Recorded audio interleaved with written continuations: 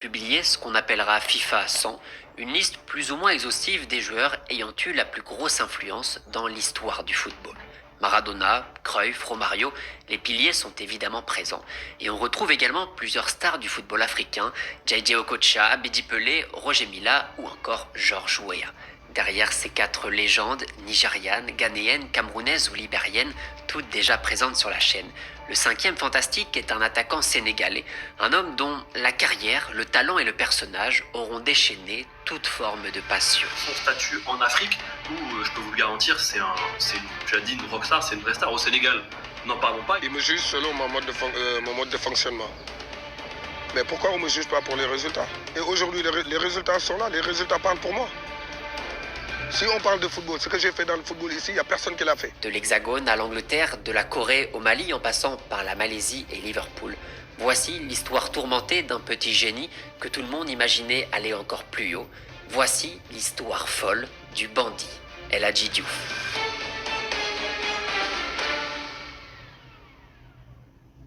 Histoire de bien commencer la vidéo, on va d'ores et déjà se faire un petit retour en 2002 pour la phase de groupe de la Coupe du Monde.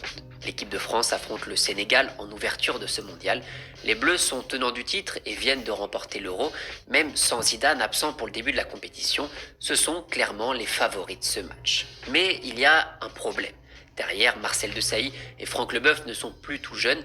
Les deux piliers de la défense vont se faire trimballer dans tous les sens par la vitesse d'un petit jeune de 21 ans que la France connaît déjà très bien.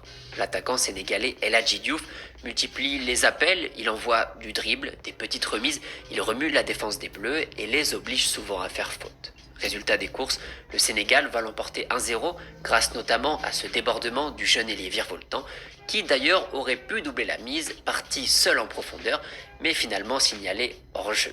Cette victoire du Sénégal restera comme l'un des plus grands exploits de l'histoire du mondial.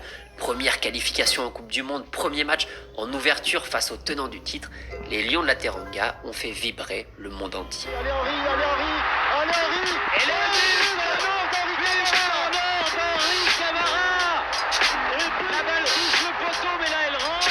C'était un signe, c'était un signe. Un homme en particulier cristallise l'attention des observateurs. El Hadji Diouf continue son petit festival contre le Danemark et l'Uruguay. C'est lui qui provoque d'ailleurs le pénalty contre la Céleste, même si, bon, a priori, il n'y a fait pas grand-chose. Aux côtés de Khalilou Fadiga et Henri Camara, l'attaquant provoque et fatigue les défenseurs. Il joue intelligemment, il est à l'aise dans les petits espaces et dans la profondeur. C'est un profil qui est super intéressant parce qu'il sait jouer face et dos au but.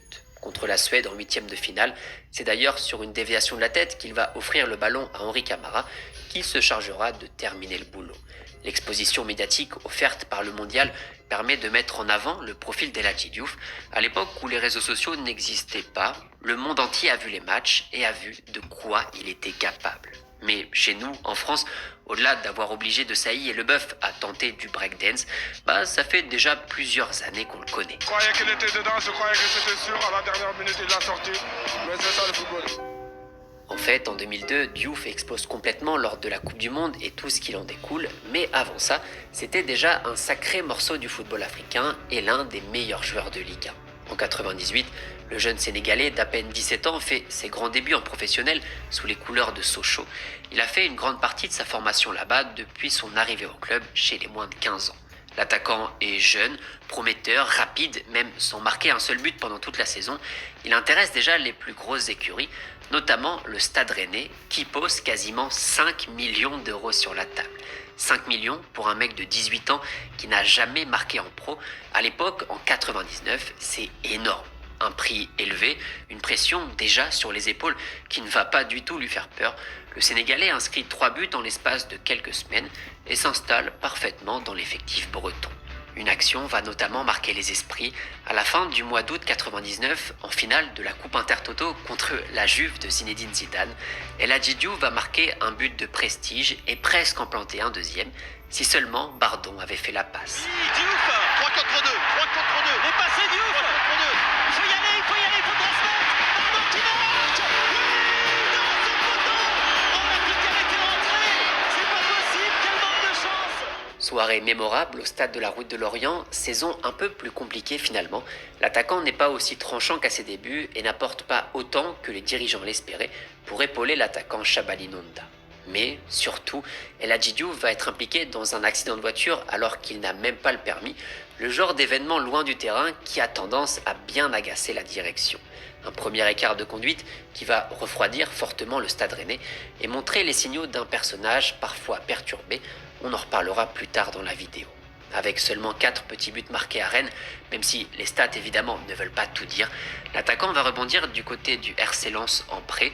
Le coach Roland Courbis a bien senti que ce petit jeune avait quelque chose de bien particulier. Mais quand même, il y a un homme qui va faire le pari de le récupérer du côté de Lens, c'est Roland Courbis. C'est vraiment, au début des années 2000, c'est un personnage incontournable. Avant Drogba et Eto'o, c'est une des figures de ce continent. Et du côté de Lens, on en garde un excellent souvenir. Faut dire qu'à l'époque, il y avait de très très bons attaquants pour l'épauler, notamment un Antoine Sibierski, un Daniel Moreira. Voilà, rien que ça, tu peux voyager sereinement. Le RC Lens, pas vraiment une coïncidence. El Hadji Diouf était passé par ces mêmes terrains d'entraînement quand il avait 14 ans, mais à l'époque, après quelques jours de stage, les dirigeants lensois ne l'avaient pas gardé. Des années plus tard, le voilà à Bollaert, un stade qui va rapidement devenir son jardin. L'attaquant sénégalais se fond parfaitement dans ce nouveau collectif, meilleur buteur du club sur la saison. Personne ne l'attendait vraiment à ce niveau-là, c'est une très bonne surprise pour le club qui en avait besoin. Naturellement, l'option d'achat est levée, Diouf est officiellement un joueur sang et or. De son pied gauche, il dépose le ballon sur la tête d'El Hadji Diouf qui inscrit le seul but de la rencontre. Le Sénégalais, prêté l'an passé par Rennes et acheté par les sang et or à l'intersaison, marque son deuxième but. La saison suivante commence de la même manière pour lui. Diouf enquille les buts en début de saison et surtout au-delà de tout ça, ça devient petit à petit le visage du RC Lens. Son style de jeu plaît aux supporters, cette façon de jouer presque parfois en dansant, le personnage marque les esprits et son football tape dans l'œil de tout le monde. Cette fois, en plus, le RC Lens est devenu une machine collective. Le club prend les rênes de la Ligue 1 de la 11e journée à la dernière du championnat. Diouf termine la saison avec 10 buts marqués. Mais lors de l'ultime journée, l'OL va repasser devant.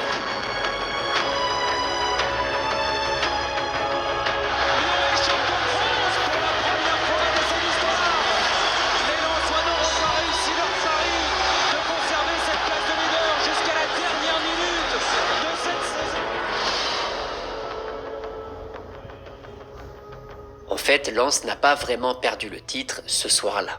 Quelques mois plus tôt, en plein milieu de l'hiver, le club a dû laisser partir une bonne partie de son effectif à la CAN, notamment plusieurs joueurs sénégalais, Ferdinand Coly, Pape Sarr, Bouba Diop et bien sûr El Hadji Diouf sont appelés en sélection. Sans une bonne partie de leur colonne vertébrale et sans leur principale étoile devant, les Lensois vont perdre contre Auxerre, vont faire match nul contre Lorient et le PSG, des points laissés en route assez tôt dans la saison, mais qui, au final, ont coûté très cher. Diouf aura quand même bien profité de cette Coupe d'Afrique des Nations. Le Sénégal échoue en finale face au tir au but contre le Cameroun, mais la nouvelle star du football africain termine meilleur joueur de la compétition. À ce moment-là, c'est clair, rien n'est censé l'arrêter. Diouf a fait 2 saisons énormes avec le RC Lens, il est double meilleur joueur africain de l'année, il a tout cassé à la CAN pendant les qualifs, pendant le mondial, il est jeune, il a un style, il a un truc vraiment particulier, tout le monde se demande jusqu'où il peut aller. Mais en fait, personne ne se doute à l'époque que le meilleur de sa carrière est déjà derrière lui.